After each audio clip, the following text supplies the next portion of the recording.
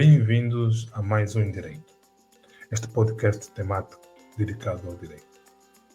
Desta vez, o meu convidado é Anderson Lopes Canhica, que é licenciado em Direito pela Faculdade de Direito da Universidade Luiz Conde. É advogado, docente universitário e também diretor municipal do Gabinete Jurídico, Intercâmbio e de apoio às comissões de moradores do município do Chitar, isto na Lunda Norte. É a partir da Lunda Norte que participa nesta conversa. Falamos durante quase uma hora sobre a reincidência. Abordamos os pressupostos para a verificação da mesma, o prazo para a sua prescrição, o requisito material para a aferição da reincidência criminal, bem como a função político-criminal. Abordamos ainda o limite intrasistemático para a restrição do ius puniendi estatal, bem como a personalidade do indivíduo. É neste tópico onde falamos sobre o princípio da culpabilidade do facto e o princípio da culpabilidade do autor. O interesse por parte de acadêmicos e legisladores para uma possível abolição da reincidência foi o nosso último tópico. Este episódio foi gravado em 2 dias devido a problemas técnicos, como se nota ao longo desta nossa conversa. Estreamos hoje a rubrica Sugestão de Leitura, que passaremos a fazer no fim de cada episódio. Vamos a isto? O tema desta conversa é a reincidência no ordenamento jurídico penal angolano. O meu convidado é o advogado e professor universitário Anderson Canhica. Aqui agradeço imenso por aceitar o meu convite. Muito bem-vindo, Anderson. Muito obrigado, senhor doutor, pelo convite que nos formulou, e nós agradecemos pela oportunidade que nos dá de abordarmos o tema que também é nosso foco de investigação. Ótimo. E é precisamente no seu artigo que aborda a circunstância qualificativa agravante de reincidência no ordenamento jurídico angolano. E este é o mote da nossa conversa. Desde já digo que o li e fiquei bastante interessado, e por isso daí foi o convite. Já o li há algum tempo. É um dos temas também do qual tenho muito interesse enquanto, digamos, estudante de Direito, porque ser jurista implica também ser um eterno estudante, permanentemente atualizar-se sobre os temas da área. Adiantas no resumo que tiveste, no resumo do seu artigo, adiantas que tiveste dificuldades ao conceber a culpabilidade do autor, em que assenta a reincidência no ordenamento jurídico. Isto visto que o direito penal moderno visa abraçar a responsabilidade do facto, que assenta exclusivamente no facto e não na personalidade do delinquente. Mas adiantas que não te restaram dúvidas de que a existência de reincidência gera injustiça aos criminosos e aos ex-reclusos, quer na aplicação da pena, quer após o seu cumprimento. Eu faço aqui esta introdução, isto é para situar também já os nossos ouvintes, porque tem exatamente estas 2 perspectivas que trazes no seu trabalho, no seu artigo, que referi. Defines, citando Orlando Rodrigues, que as circunstâncias como sendo então elementos de facto não constitutivos da infração, sem os quais se mantém inalterado a sua estrutura, mas alteram-se para mais ou para menos a sua gravidade e, consequentemente, em idêntica medida, a responsabilidade do agente. Eu vou passar esta longa introdução para começar por colocar uma questão que também precede, primeiramente, de uma introdução. Um dos pressupostos para a verificação da reincidência é de que o crime pelo qual o indivíduo foi condenado primeiro e o novo de que é acusado sejam punidos com penas superiores a 1 ano de prisão efetiva. Descreves, no seu artigo, que o objetivo deste pressuposto é afastar os crimes de bagatela e dar primazia aos crimes mais graves. Temos, no nosso ordenamento penal, crimes punidos com mais de 1 ano, mas que não são crimes graves, como é o caso do crime de coação simples, previsto no artigo 171 do Código Penal, mas que é punido com até 3 anos de prisão. E depois há, inclusive, o crime de coação grave, que é punível com pena de até 5 anos. Temos outros crimes também, e podíamos aqui, se calhar, e claro que Anderson sabe melhor, conhece certamente mais crimes que certamente não são tão graves, mas têm uma moldura penal superior, então, a 1 ano, que é o caso também de calúnia e difamação. A pergunta é, não teremos um legislador que baixou demais esta moldura de 1 ano, na definição deste pressuposto para a aplicação, então, aqui da agravante da como para a aferição da reincidência? Carolina, por favor. Esta é a primeira pergunta inaugural.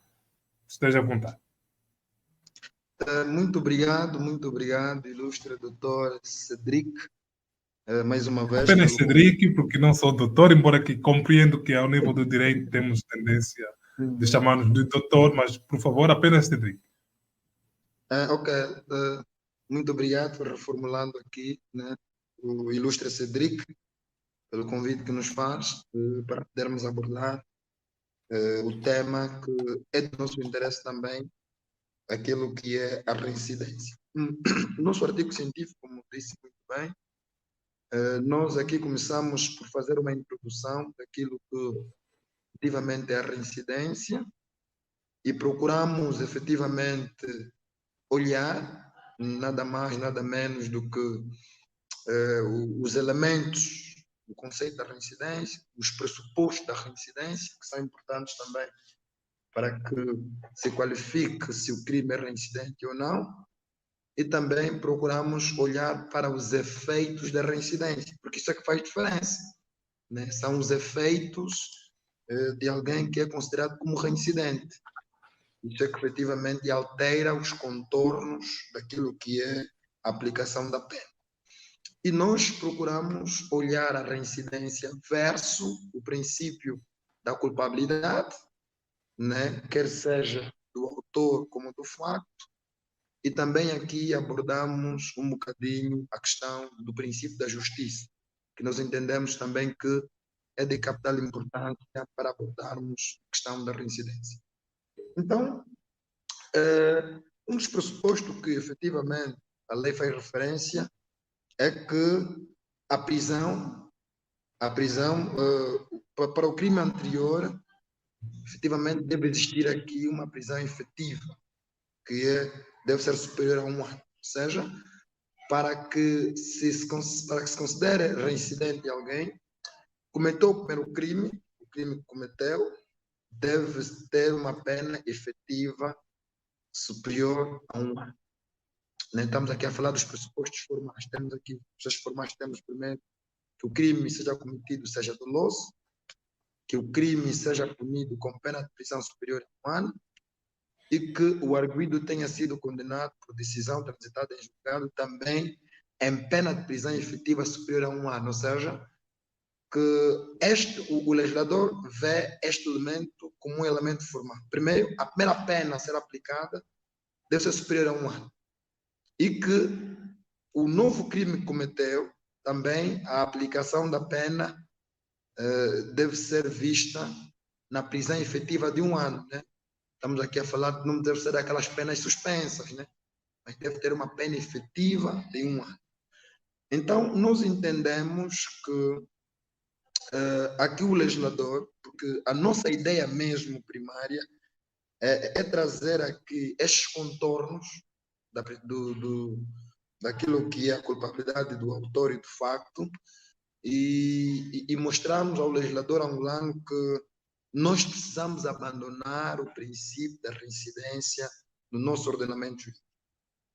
Né? É importante sublinhar este elemento. Por quê que nós entendemos este elemento? Porque a reincidência é um instituto que efetivamente olha mais para o autor, para a personalidade do autor e não efetivamente do facto. Porque para considerarmos alguém reincidente, nós precisamos ir para o seu histórico, né? Cometeu crime anterior e nós queremos efetivamente trazer o histórico do crime anterior no crime novo e poder puni-lo gravemente, porque não é um reincidente primário.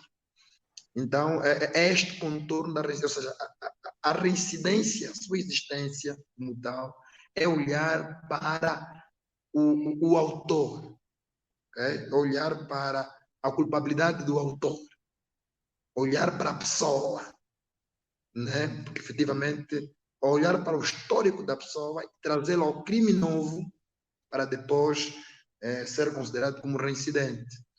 E essa perspectiva que nos preocupa, né? Se alguém efetivamente, pelo primeiro crime, pagou pelo mal causado na sociedade, né? E nós entendemos, enquanto penalistas, de que a aplicação da pena remete-nos nada mais, nada menos do que pagar pelo mal causado na sociedade.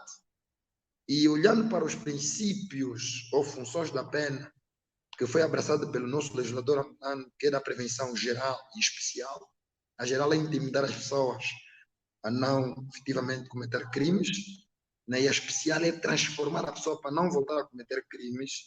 Então, é isso que nos preocupa. Se eu, Anderson, paguei pelo mal causado na sociedade, pelo primeiro crime, né? E presume-se que fui ressocializado. Então, por que trazer o histórico? Por que trazer a questão da minha personalidade no crime novo? Né? É importante que o nosso legislador olhe para o reincidente na perspectiva do facto, né?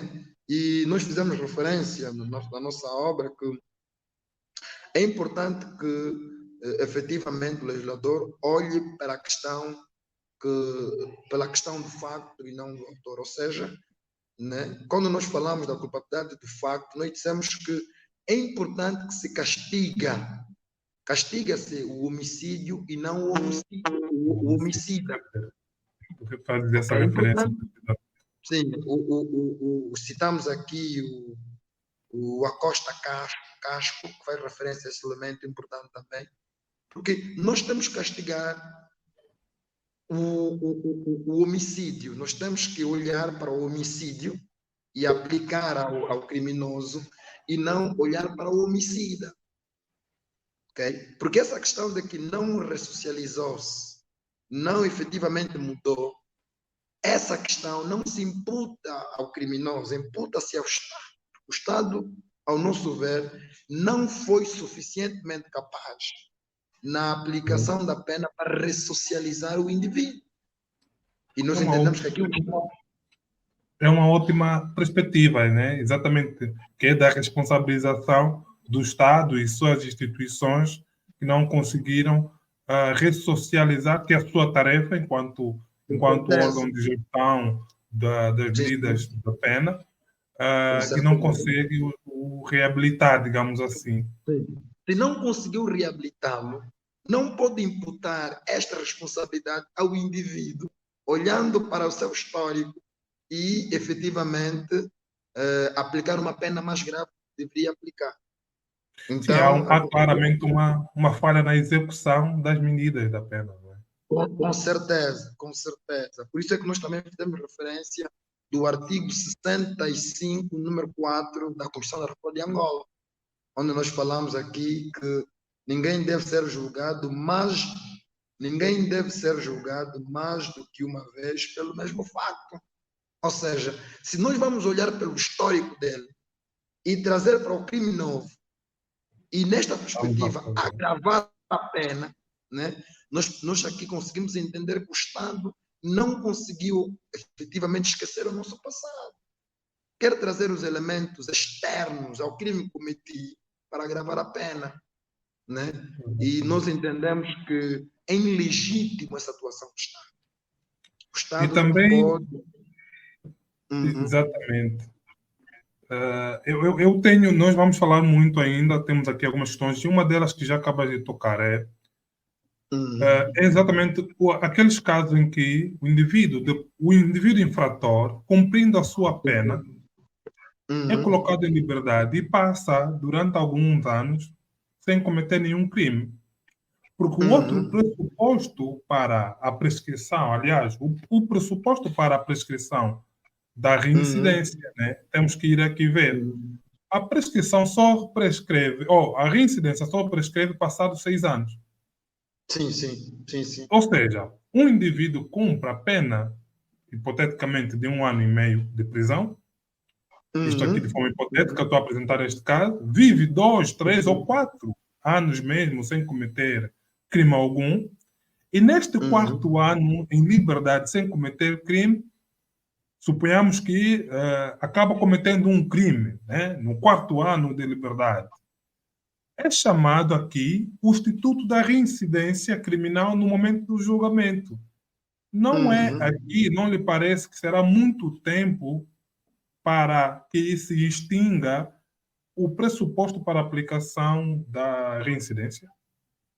Sim, e nós também abordamos isso no nosso artigo, e uma questão muito bem vista e muito bem colocada, porque ilustra-se aqui. Ora, vejamos, 6 anos, alguém que cumpriu com mal causado na sociedade, foi posto em liberdade, você vai colocá-lo 6 anos, 6 anos como um período para a prescrição da reincidência.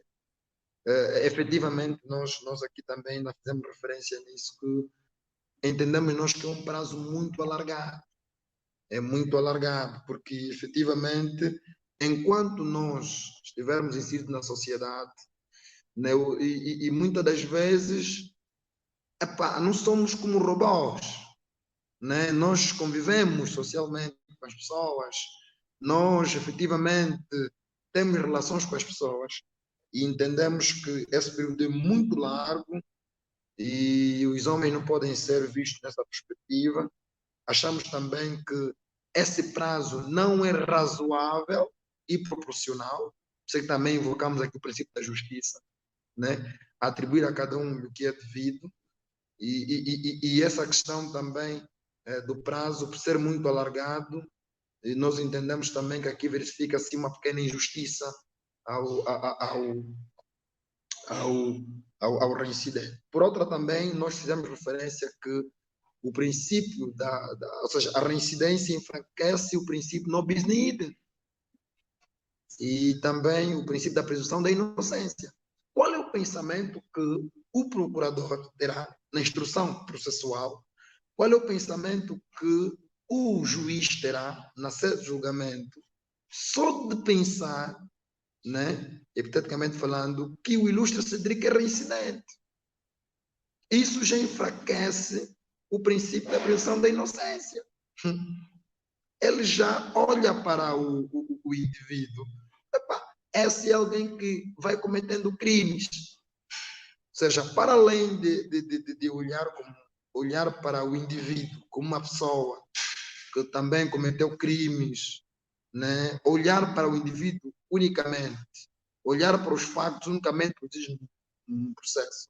Ele também vai olhar pelo passado, e trazendo o passado ao caso concreto, isso também, ao nosso ver, vai enfraquecer o princípio da presunção da inocência. Como se não bastasse também aqui, ao nosso ver, viola o princípio non bis in idem, né? Que fizemos a referência ao artigo 65, número 5. Né? Então, é importante que o nosso legislador, pese embora o Código Penal é novo, e nós aqui ainda dissemos que foi infeliz no que toca à reincidência em diversos aspectos aqui que se trouxe. Relativamente ao prazo, nós entendemos que é um prazo muito alargado, não há necessidade de alargar muito o prazo pelas situações acima aludidas, porque também o indivíduo é um ser social, eminentemente social, e muitas das vezes nós não cometemos crimes que queremos, né? E muitas das vezes nós estamos na sociedade, somos suscetíveis a cometer crimes. E o legislador, efetivamente, ao alargar muito o prazo, acho também que é uma pequena injustiça que faz referência a este quesito. E também fez referência muito bem. Como é que alguém que cumpriu uma pena, por exemplo, de dois anos, pena efetiva, mas tem de ficar 6 anos, um prazo muito sem alargado para prescrever qualquer. a reincidência. Prescrever a reincidência. Aqui, há aqui uma figura bem interessante que, quando falavas, lembrei-me, que é o direito a ser esquecido. O direito a ser Uhum. esquecido, a União Europeia aplicou, criou, digamos, um dispositivo nesse sentido para que as pessoas sejam esquecidas ao nível da. É mais a nível da internet, mas isto tem uma aplicação aqui ao nível do direito penal, porque Direito. suponhamos que o indivíduo, como é o caso que estamos aqui hipoteticamente a abordar, que é o indivíduo passa mais do que metade do tempo em liberdade, mas não é esquecido judicialmente o processo pelo qual passou. Então, aqui, se calhar, aqui há uma necessidade de ser esquecido deste processo para que não, então, haja aqui uma tendência para o julgador, no momento da aplicação, no momento do julgamento e da aplicação da pena, Uhum. agrava a medida de acordo com o seu passado, que é um passado que até que deve ser esquecido. Porque há um outro elemento que também se verifica, embora aqui de juros não se verifica, que é mesmo que tenha prescrevido o prazo da reincidência, se é junto do processo uma certidão que ateste que o indivíduo já foi condenado anteriormente, há sempre um olhar diferenciado por parte do julgador e, claro, a partir do Certo. próprio acusador, que quem junta este facto. Uhum. Mas é de facto curioso. Eu vou avançar aqui para uma outra questão, que também tenho aqui uma longa introdução, permita-me, que é o requisito Uhum. material para a aferição da reincidência criminal é interessante, isto porque assenta numa análise do comportamento do sujeito, como já largamente estiveste aqui a referir. Citas, por exemplo, o professor Eduardo Correa, quando diz que é imperioso que o legislador ainda exija um requisito relativo à personalidade do arguido, através do qual se faça prova de que a condenação ou condenações anteriores não lhe serviram de suficiente crime, de suficiente advertência melhor quanto ao crime, que é aquela questão que estiveste a falar há bem pouco tempo. Sim, Partindo do sim. princípio de que esta personalidade terá de ser provada objetivamente, mas claro, claramente há uma forte possibilidade de condicionamento na avaliação subjetiva que analisa a postura demonstrada pelo sujeito e também, por outra, uma avaliação subjetiva do próprio julgador ou, em primeira instância, do magistrado do Ministério Público e Judicial no momento da instrução processual. Pergunto, não será assim, como apontei, mas isto há pouco tempo estivemos a referir, eu agora coloco aqui a questão mais detalhada. Essa questão da abordagem das análises subjetivas, tanto da parte do acusador, como também da parte do julgador, porque tem que fazer essa avaliação subjetiva, mas ela é tendencialmente parcial, porque parte já de um processo anterior, de uma condenação anterior. Sim, doutor. É isto que abordamos e concordo e subscrevo que toda e qualquer presunção que se traga ao processo, que, ao nosso ver, prejudica a descoberta da verdade e visa efetivamente olhar o criminoso ou o réu com um peso de culpa a mais, deve ser afastado. Não se fará justiça nesses modos. Ou seja, todo e qualquer elemento subjetivo deve ser afastado do processo para que, ao nosso ver, se faça a descoberta da verdade como devia ser feito. né?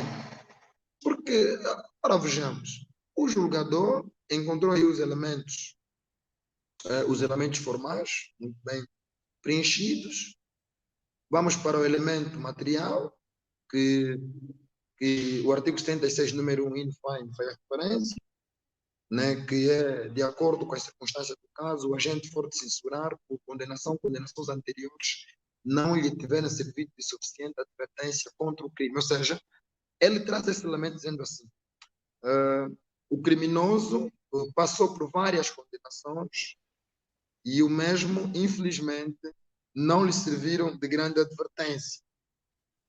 Agora, ao nosso ver, vamos agravar a pena atual para que ele efetivamente se corrija, ou que efetivamente mude de atitudes. Então, doutor, nós entendemos que nós, com este elemento, nós estamos a sair naquilo que é a culpabilidade do fato, né, do ato cometido, para a culpabilidade do autor. Queremos ver para o histórico do indivíduo, a personalidade do indivíduo.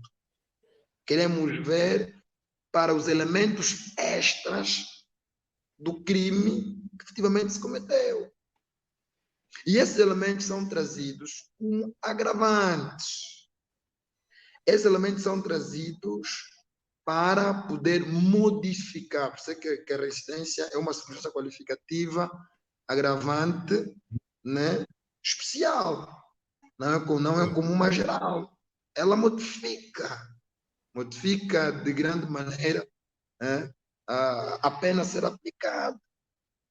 Né? Então, este elemento é trazido ao crime novo, que não tem nada a ver com o crime anterior. Né? Ora, vejamos, tenho que sublinhar isso. E com a ideia de que precisamos agravar para corrigir. Ora, vejamos, doutor, o objetivo da reincidência, que o leitor traz aqui, é olhando na perspectiva de que, se nós agravarmos a pena, ele vai mudar, ele vai se ressocializar. Ok?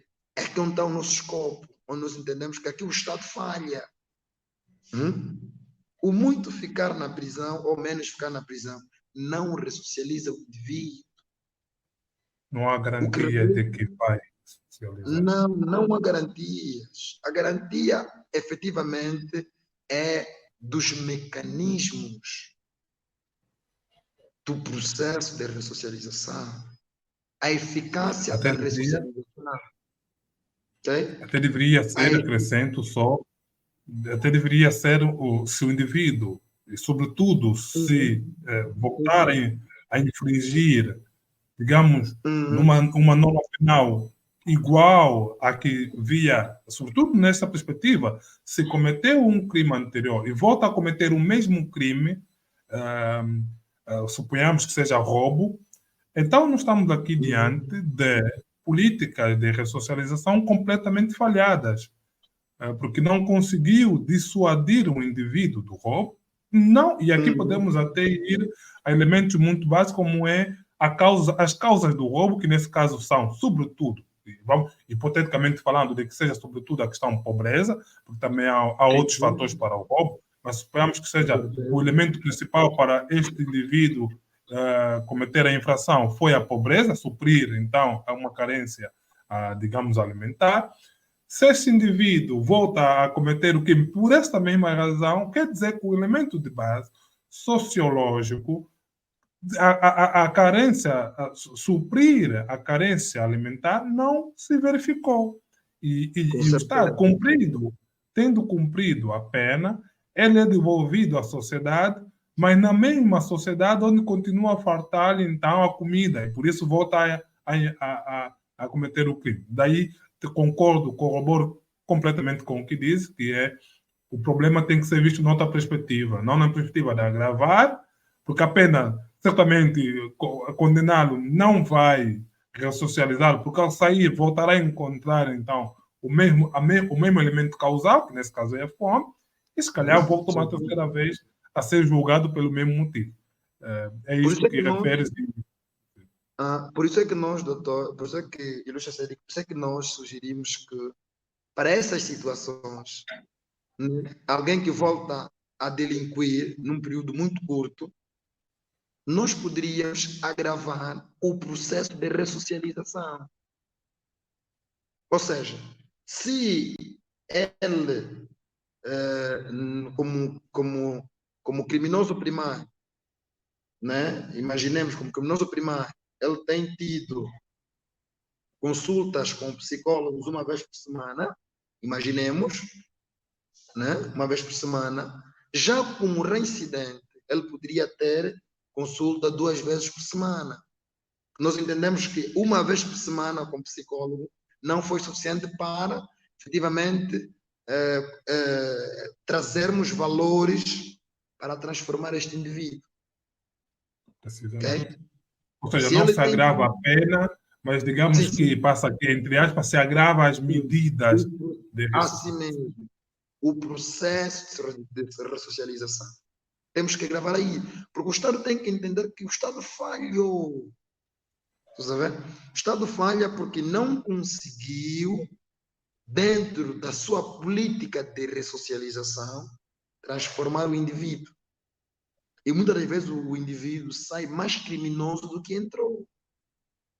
Estás a ver? É o que tem se Portanto, verificado, infelizmente. e ele entende que a sociedade já não lhe aceita. Já não lhe aceita, porque os amigos que ele deixou há 15 anos atrás, todos eles agora são formados, têm família constituída, trabalham, continuaram a se formar. E eu que voltei para a minha sociedade, primeiro, voltei desatualizado, muitas das vezes voltei sem formação, voltei sem família, e isso eu sinto a sociedade a me rejeitar. O que fazer? Delinquir para voltar onde me aceitam. Exatamente. Então, é importante que a gente comece a ver essa... Por isso é que muitos países já abandonaram mesmo o estudo da reincidência. Porque o escopo principal da reincidência é disciplinar o criminoso com uma pena mais gravosa. E isso para o direito penal moderno já não se verifica. Isso para o direito penal moderno já é um caso esquecido. Já é um caso esquecido. Então, e tardamos, e de facto refere-se que era importante que no nosso Código Penal novo se abraçasse esta modernidade ao nível do direito penal. E refere-se que a culpa possui uma função político-criminal por ser indissociável da pena, operando como seu limite intrasistemático para a restrição do ius puniendi estatal. Queres comentar um pouquinho esta referência que faz, essa afirmação, e falar um pouquinho da sua importância, por favor? Sim, doutor. Nós, quando abordamos esta situação no nosso artigo científico, nós recorremos a uma citação no livro de reincidência constitucional, né, que efetivamente é da doutora Natália Costa Casco, que faz também essa referência. Mas, no entanto, o que é que nós queríamos afirmar com esta afirmação? É pelo seguinte: nós entendemos que nós temos que separar. O princípio da culpabilidade pode ser visto em duas vertentes, que é a culpabilidade do autor e a culpabilidade do facto. Ok? Então, pode ser vista nessas duas vertentes. Porém, esta questão, por que é que nós dissemos que é uma situação político-criminal?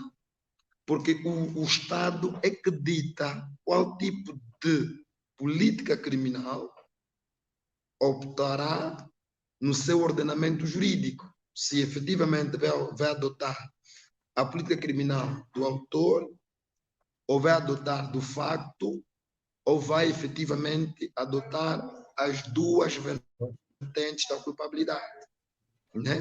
Porque nós entendemos que tem ordenamentos jurídicos que efetivamente adotaram as duas vertentes, uns ordenamentos adotaram uma e outros adotaram outra. Por que é que nós fizemos a referência? Porque nós entendemos que efetivamente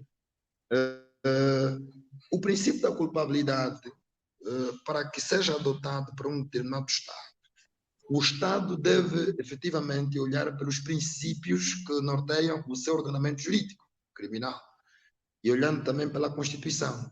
E nós entendemos que Angola é um Estado democrático de direito. E por ser um Estado democrático de direito, Angola deve efetivamente defender os princípios que norteiam o Estado democrático de direito. E efetivamente o Estado democrático de direito deve olhar pela culpa, pelo princípio da culpa, grosso modo, nas duas vertentes, porém, olhar aquela que efetivamente se harmoniza com o nosso ordenamento jurídico, ou seja, olhar para aquela que se harmoniza com os princípios constitucionais que efetivamente regulam o nosso ordenamento jurídico. E nós, quando olhamos para o artigo 65, número 5, fizemos referência deste artigo, e também quando olhamos para os fins das penas que o nosso país adota com base no artigo 40 do Código Penal, que é a prevenção geral e a prevenção especial, então nós entendemos que nós poderíamos efetivamente adotar ou abraçar o princípio da culpabilidade de facto, né? A culpabilidade do facto assenta-se nada mais, nada menos do que naquela culpa que se limita única e exclusivamente no ato praticado pelo criminoso e não olharmos pela sua personalidade, né? Pelo seu caráter, que até nós entendemos que o Estado é ilegítimo quando efetivamente quer chegar a este nível para poder definir a culpa do indivíduo. Então, por que falamos que é um elemento de política criminal? Porque é o Estado que adota, né? É o Estado que deve efetivamente analisar qual culpa aplicar, mas nós entendemos, enquanto juristas e investigadores de direito penal, que era fundamental que, olhando pelo princípio democrático de direito, e Angola, o Estado democrático de direito, olhando pelo artigo 65, número 5 da Constituição da República de Angola, olhando pelo artigo 40 do Código Penal, né, então nós temos condições para adotarmos a uma culpabilidade do facto e efetivamente nos descartarmos a questão da culpabilidade do autor. Por que não a culpabilidade do autor? Eu acho que essa pergunta também levantou-se muito e muitos entendem que da forma como foi concebida a reincidência no nosso ordenamento jurídico angolano, né, abraça as duas, porque entende que é necessário. Porque se o doutor ver muito bem, os elementos formais que efetivamente o Código Penal faz referência, estamos aí a falar da culpabilidade do facto. E quando vamos para os elementos materiais, estamos aqui a falar do autor, porque diz que o elemento material diz que condenações que não efetivamente serviram de advertência para poder, diz que de acordo com as circunstâncias do caso, o agente for de censurar por condenações anteriores que não lhe terem servido de suficiente advertência contra o crime. Ou seja, aqui o autor entende que, para além de abraçar o elemento do facto, cometeu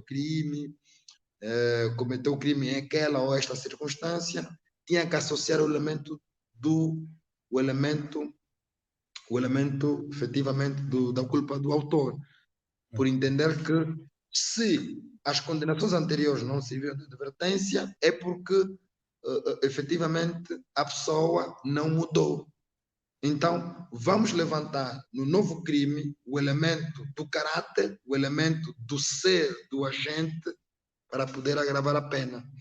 Então, nós entendemos que toda e qualquer tendência que o Estado quer abraçar, que olhando para a vertente do autor, deve ser descartada no nosso ordenamento jurídico. Porque a culpabilidade do autor, né, efetivamente, olha para nada mais, nada menos, não olha não olha, a grosso modo, pela reprovação do ato cometido, mas sim olha no caráter do autor. Olha no que o autor do crime efetivamente é. E o Estado não pode definir quem efetivamente nós queremos ser. Nós temos essa liberdade, é um direito fundamental dos indivíduos escolherem aquilo que querem ser efetivamente. Né? Não se pode padronizar aqui personalidade do indivíduo. O indivíduo deve ter essa autonomia de escolher efetivamente a sua personalidade. Porém, quando escolho uma personalidade, e essa personalidade efetivamente, né, quer queiramos, quer não, se refletir em atos posteriores, em atos exteriores, posso assim dizer, porque o direito não sanciona os atos interiores, né? O direito sanciona os atos que o indivíduo exterioriza. E se o indivíduo não exteriorizou um ato, efetivamente, né? Então o Estado não pode olhar efetivamente no elemento da aplicação da pena, né? Querer buscar o caráter dele, o ser do indivíduo. Né? Não se pode ver aqui pelos sintomas o indivíduo, né? Não querer considerar como se aquele que cometeu o crime ontem vem cometer hoje, efetivamente é alguém que é uma pessoa anormal, podemos assim dizer, uma pessoa normal. Sim. Sim, Então, inclusive referes esta ideia está muito bem vincada no teu artigo, inclusive referes, sim, que não deve ser julgado pela personalidade do indivíduo, pelo que ele é, como acabaste de referir, e que quando é feito isto, o Estado em si está a violar o próprio princípio democrático e de direito. O próprio Estado democrático de direito é violado pelo próprio Estado e as suas garantias constitucionais. Tens com certeza. referes isto, né? Não pode-se avaliar. Porque aí também estaria, então, a fazer uma violação, inclusive, do próprio princípio do ne bis in idem, como referiste já anteriormente. No Com ponto certeza. 2.2 do teu artigo, fica muito mais clara a tua posição, que é a da não agravação da pena com base na condenação anterior. E propões vários aspectos a considerar nos ordenamentos para lidar com condenados reincidentes. E aqui o reincidente já é com as devidas aspas, porque não queres, não fazes questão de se usar este termo, porque ele em si já é um termo pejorativo com uma carga penal, e aí então, daí é que eu aqui uso essas aspas. Mas gostaria que falasse um pouquinho sobre esses outros aspectos que devem ser tidos em conta no caso concreto. Sim, porque nós também fizemos referência no nosso artigo científico que a reincidência tinha de ser vista, né, como dissemos ontem muito bem, que era importante, ela tinha de ser vista na vertente de agravar os mecanismos de ressocialização do recluso, ok? E não na agravação. Porque, efetivamente, o objetivo, as funções das penas, o objetivo da aplicação da pena no indivíduo é que ele, efetivamente, que se materializa a prevenção geral e a prevenção especial. A prevenção especial, aqui na execução da pena, na execução da medida penal, aí é onde nós precisamos agravar os mecanismos para ressocializar o recluso. Porque se hoje é réu primário, num curto espaço de tempo volta a cometer, então o Estado deve parar e dizer que não, alguma coisa não está bem. Então, não está bem na vertente de que não conseguimos alcançar os fins pelos quais nós aplicamos a pena. E a ser assim, nós não poderíamos investir na agravação da pena, porque ao nosso ver não resolve o problema. Mas se nós podíamos investir naquilo que é a agravação, efetivamente, dos mecanismos para que efetivamente a gente possa conseguir ressocializar o indivíduo. E também por Exatamente. uma questão de justiça, por isso é que nós aqui também invocamos aqui o princípio da justiça, porque a cada um lhe deve ser atribuído o que lhe é devido. Né? No primeiro crime, ele cometeu, lhe foi atribuído o que é devido. Ele pagou pelo mal causado na sociedade. E no segundo crime, também deve-se pagar o que lhe é devido pelo crime que cometeu agora, não o crime que cometeu antes. Porque nós entendemos, enquanto penalista, que o crime que cometeu antes foi pago pelo mal causado na sociedade, pela execução da pena. Então, por que trazer este elemento extra, num facto concreto e com uma circunstância qualificativa agravante muito pesada para a aplicação da pena? Então, nós entendemos que é importante que a gente comece a ver essa abordagem, porque, ao nosso ver, é muito importante. Então, nós podíamos investir na vertente da instrução processual.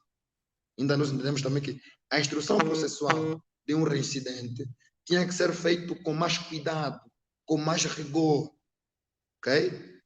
Tinha que ser feito logo na instrução. Se alguém cometeu hoje, tem uma instrução normal, um julgamento normal.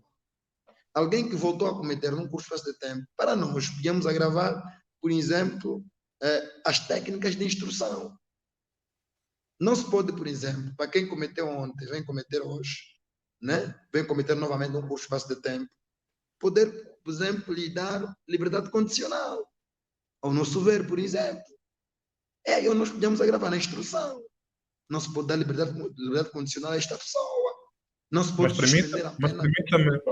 Mas permita-me que lhe diga, vejamos, ao mesmo tempo, se lhe for retirada a possibilidade de usufruir da liberdade condicional, ele estará a ser penalizado na vigência do cumprimento de uma nova pena por um crime anterior também.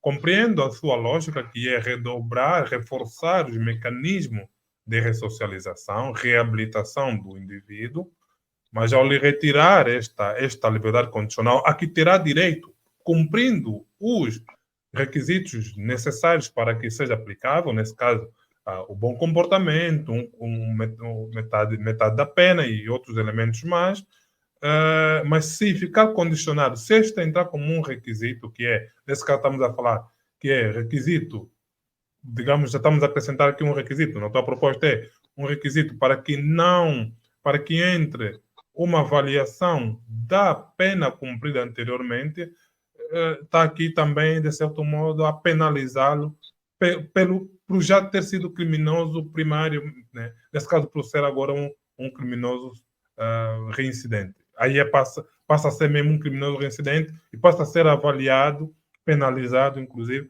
por isto, ou não?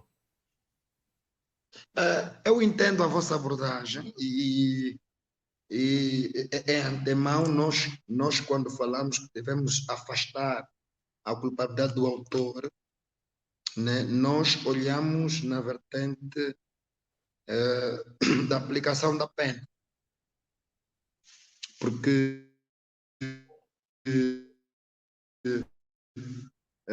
pela investigação que nós fizemos, pesquisa que nós também fizemos, entendemos nós que não se pode abraçar ao todo a culpabilidade do autor, ao todo. Pois, eu notei isso, eu percebi no seu artigo que não descartas na totalidade a culpabilidade do autor. Com certeza. Ou seja, nós entendemos que ela deveria ser descartada na aplicação da pena. Não agravar a pena nos moldes que foi configurado a reincidência, a agravação de um terço do limite mínimo e por aí vai. Ali não, mas nós poderíamos efetivamente agravar, olhando pela culpabilidade do autor, agravar os mecanismos de ressocialização e agravar, né, ao certo modo, algumas nuances na instrução. Por quem cometeu, por exemplo, cumpriu a pena 3 anos. Quando sai, dias depois comete um novo crime. Será que este, efetivamente, também pode responder o processo em liberdade? Ora, vejamos. O Estado tem culpa, sim, não conseguiu ressocializar o indivíduo, não conseguiu como tal. Nós reconhecemos que o Estado, efetivamente, não conseguiu alcançar os seus objetivos como deveria alcançar. Porém, o Estado também precisa reconhecer que não conseguiu, mas também temos que partilhar aqui a culpa. E, ao meu ver, aqui, na partilha da culpa, é nesta vertente, né, de que alguns direitos na instrução, né, devem ser efetivamente coartados, né, para que efetivamente a gente consiga diagnosticar onde está o problema. Estás a ver? Porque, a grosso modo, o Estado tem culpa, mas em algumas percentagens também, o reincidente, muitas das vezes também não se deixou corrigir. Então, por isso é que nós olhamos que na instrução também poderia se perder alguns direitos, como este. Compreendo. Né? Compreendo. Este é um ponto conflituoso, porque vai colidir com a limitação do exercício de um outro direito que ele usufrui na vigência da nova pena, porque é isso mesmo, é na vigência da nova pena que ele demonstra o bom comportamento, e vamos lá aqui apontar que este é um dos principais requisitos para beneficiar da liberdade condicional, é o bom comportamento no cumprimento da sua pena em regime efetivo. Ele tem um bom comportamento, mas, afinal de contas, o seu bom comportamento não lhe valeu para usufruir da liberdade condicional porque é um condenado, digamos, reincidente. E então isto acaba sendo-lhe prejudicial, mas compreendo que é uma discussão bastante interessante de se fazer. Imaginemos aqui uma coisa muito rápida. Nós queremos, para o reincidente, nós queremos executar a pena de modo diferente. Né? Porque o Estado entendeu que o Estado não conseguiu alcançar os objetivos pelos quais aplicou a pena. Na primeira pena, na segunda quer alcançar. E esta pessoa, se tiver a liberdade condicional, pode atrapalhar esta aplicação. Certo. Mas olha, vejamos o seguinte, eu faço essa, digamos, vamos aqui, permita-me fazer essa conversa, porque eu tenho imenso interesse no tema da liberdade condicional, tenho alguns textos escritos sobre isso ao nível do mestrado, que é, se o indivíduo, na vigência da segunda pena, cumpre os requisitos para lhe ser aplicável a liberdade condicional, pressupõe a partida, e aqui a partida não quer dizer que é de forma conclusiva, pressupõe a partida que ele está a ter um bom comportamento que lhe permita entrar na fase de ressocialização, que é um dos fins da própria aplicação da liberdade condicional. Então, se ele já provou no cumprimento da segunda pena que afinal está com um comportamento diferente da primeira pena que cumpriu, e é por isso que ele foi aplicado, então, é por isso que cumpre o requisito para que lhe seja aplicável a pena, a liberdade condicional, lhe dizer que não será aplicável esta medida porque tu és réu reincidente, ou nesse caso já não réu, condenado reincidente, não estará aqui a jogar um efeito contrário ao que se pretende, ou seja, se o indivíduo percebe que do seu bom comportamento nem sequer lhe valeu o gozo, o usufruto da liberdade condicional, claro que não há aqui um risco também dele perceber que o seu bom comportamento interno não está a lhe favorecer, digamos assim. Sim, doutor. Eu até também percebo esta vossa lógica. Mas imaginemos que o exemplo que demos ontem. Para um réu recluso, né, para nós entendemos que temos que agravar a execução da pena. Por exemplo, ele deve ter contato 2 vezes com um psicólogo, por exemplo. Exatamente. Né? Imaginemos que ele, para além do psicólogo, tem contato também 2 vezes por semana com um psiquiatra, por exemplo. né? Deve realizar algumas terapias, imaginemos, 2 vezes por semana. Imaginemos também que, por ser reincidente, agravou-se também aqui a questão de alguns trabalhos sociais dentro da Pois. própria penitenciária. Imaginemos que a esta pessoa, se efetivamente lhe aplicarmos a liberdade condicional, não conseguiremos cumprir com esses pressupostos aqui elencados. Não terá contato 2 vezes com psicólogo por semana, não terá contato 2 vezes com psiquiatra por semana. Por quê? Porque estará em liberdade condicional. Por quê? Mas olha que em liberdade condicional, a própria lei também determina que em liberdade condicional lhe é aplicável um conjunto de dispositivos, nesse caso, a partir também de controle institucionais, para que seja, digamos, haja uma continuidade, sobretudo a esse nível mesmo dos apoios do atendimento de questões sociais, psicológicas, há uma continuidade. E essa continuidade pressupõe que é para continuar o bom serviço que se fez, o bom trabalho que se fez internamente, enquanto esteve em prisão efetiva, e agora que está em liberdade condicional, é preciso um acompanhamento contínuo para que, digamos, não volte a delinquir. Eu até acho que é imperioso que assim se faça, né? Porque lá está, ele está em fase de liberdade condicional e se não existir apoios sociais, instituições que lhe dão o devido acompanhamento, há um grande risco de nem sequer conseguir, como lá está, referiste recentemente, não conseguir o trabalho, não conseguir, por exemplo, não lhe ser permitido arrendar casa por discriminação, por preconceito na comunidade. Então, são essas instituições que estão ali para dar algum suporte nesta continuidade. Mas continua a ser muito interessante essa perspectiva, e eu compreendo totalmente. E eu acho que esse reforço de atendimento psicológico, atendimento psiquiátrico, nesse exemplo que deste, que é bastante interessante, internamente não quer dizer que externamente não deverá continuar. Aliás, se calhar todo ex-recluso gostaria imenso de que, quando estivesse em liberdade, tendo cumprido a totalidade da pena ou apenas a metade da pena, gostaria imenso de ter esse apoio externamente, né? Penso que sim. Se for, por exemplo, decisão do psicólogo ou psiquiatra, que também o acompanhamento está a ser feito internamente, também se pode fazer externamente, penso que nestes moldes poderíamos avançar.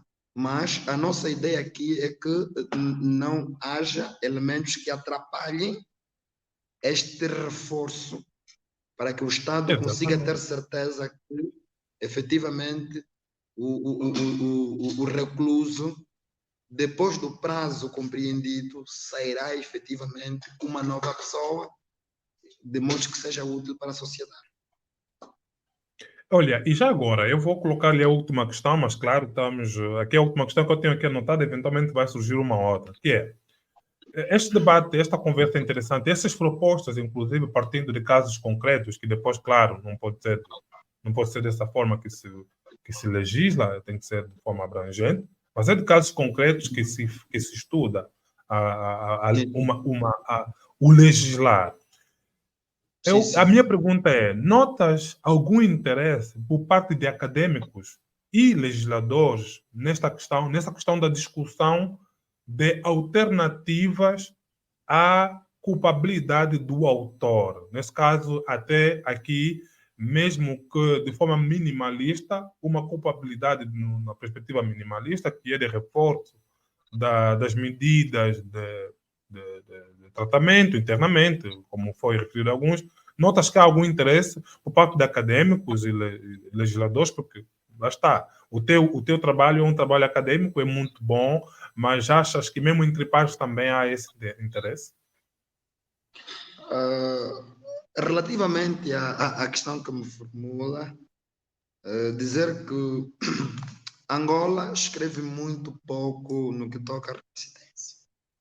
Tanto é que nós, ao elaborar este material, se conseguiu ver, tivemos dificuldades de citar autores angolanos que efetivamente investigam ou que efetivamente têm obras no que toca à reincidência. Escreve-se muito pouco no que toca à reincidência. E também na nova discussão do novo Código Penal, pouco se disse sobre a reincidência. Pouco se disse sobre a reincidência. Então, eu ainda, a minha visão de ver as coisas, consigo ver que ainda há um ceticismo. Fala-se muito pouco deste instituto em Angola e há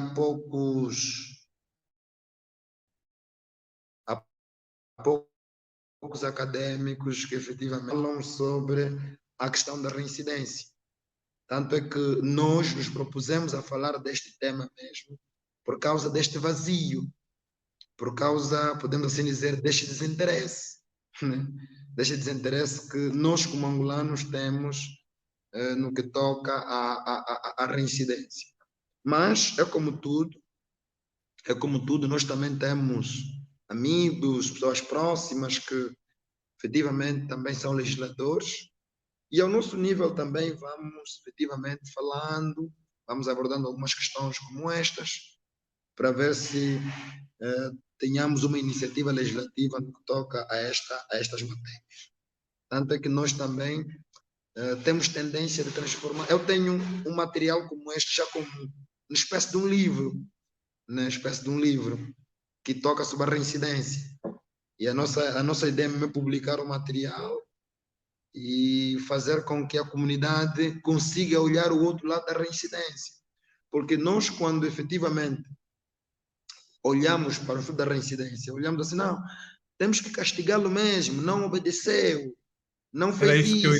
Era isto que eu iria, Okay? passa aqui essa repetição, eu iria referir isto, né? Que é Uhum. exatamente, há um desinteresse. Aliás, há um Sim, desinteresse, sim. por um lado, no debate, na discussão da política criminal, né? Da política Sim, criminal em Angola, sim, mas depois, sim. por outro, esse desinteresse é justificado pelo grande interesse na criminalização. Ou seja, as pessoas querem Sim, criminalizar sim. ao máximo e não Com querem pensar certeza. em descriminalizar. Quando se fala em descriminalizar, Uhum. em humanizar penas, em humanizar Com certeza. medidas penais, pensa-se a partir que Uhum. está-se a defender criminosos, né? Quando não, Com está-se a certeza. defender os seres humanos. Mas é isso, Uhum. tens toda a razão, infelizmente. E na minha defesa de fim de curso, e nas vezes também publiquei meu artigo científico, quando fomos convidados para a rádio, alguns debates em algumas faculdades, escolas e por aí fora. E num desses dias, colocaram-me a falar da reincidência com um pastor, né? Com um teólogo. E essas palavras não falharam. Mas por que é que vocês defendem criminosos?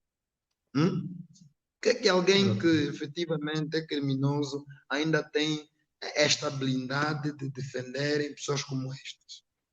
E nós temos essa retórica de que não se defende efetivamente o crime, mas sim um criminoso. E nós não podemos, efetivamente, estarmos focados, olhando para a reincidência como a solução do problema para ressocializar o recluso. Okay? Sim. Não podemos pensar que a reincidência é a varinha mágica para dar solução, para desincentivar os cidadãos a não delinquir. Estamos muito mal enganados. Então, nós precisamos ver o outro lado da reincidência. Há outras consequências nefastas que elas podem trazer para os reclusos, para os delinquentes e não só. Então, os académicos, os sociólogos, os psicólogos, então precisamos trabalhar nesta vertente para mudarmos esta perspectiva como efetivamente se abraça um estado de reincidência. Ótimo, ótimo. Eu vou, e de facto, agora referes sociólogos, e então vou entrar. Nós estamos a terminar a nossa conversa, Mas hoje também nós vamos aqui introduzir digamos, uma rubrica nova, que é, no fim de cada conversa, entrevista, nós vamos fazer também sempre uma sugestão de leitura, claro, muito no âmbito do direito, mas não só. Como, aliás, a partir daí o que nós pretendemos aqui. E vamos fazer a nossa primeira sugestão de leitura exatamente do livro de uma socióloga, que aborda exatamente essa questão da prisão, da reeducação prisional, que é a Tânia de Carvalho, que tem aqui o seu livro Método de Reeducação Prisional, que é uma abordagem sociológica. E lá está, o direito também socorre-se imenso destas multidisciplinas para poder, então, melhor atuar, melhor operar, e essa abordagem sociológica da reeducação prisional é muito importante, até mesmo para aferir os efeitos da reincidência, da aplicação da pena em si, do cumprimento da pena em si, mas aqui de forma muito concreta, fazendo essa ligação ao tema da nossa conversa, à questão da reincidência. Será que os presos, os condenados com as penas agravadas por reincidência tendem a ter melhor comportamento, melhor atitude no sistema prisional, nas penitenciárias? Será?